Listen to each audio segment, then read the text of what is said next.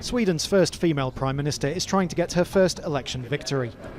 Magdalena Andersson's Social Democrat-led coalition is neck and neck in the polls with an opposition bloc led by the Moderate Party.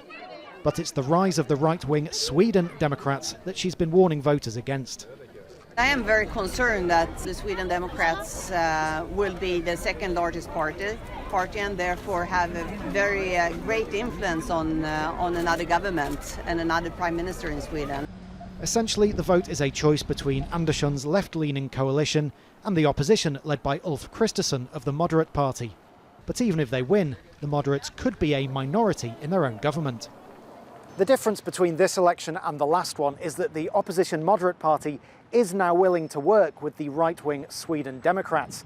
The other difference is that the Sweden Democrats are ahead of the moderates in the polls.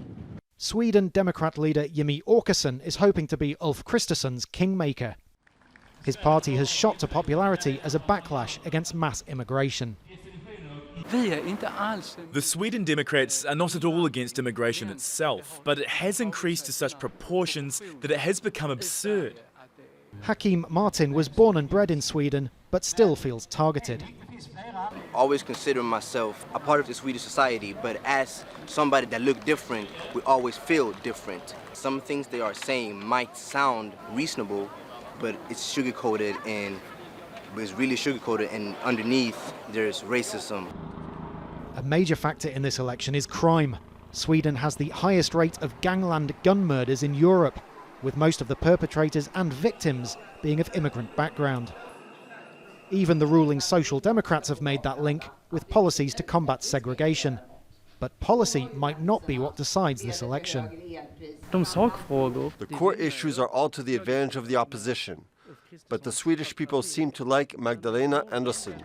Social Democrats want it to be a presidential election, a choice between her and Ulf Kristersson. The moderates absolutely do not want that. Many other issues will come into play, not least the scrapping of nuclear power just before an energy crisis. Whoever wins will need to halt Sweden's apparent turn for the worse if they're to last more than 4 years. Rhys, Jazeera, Stockholm.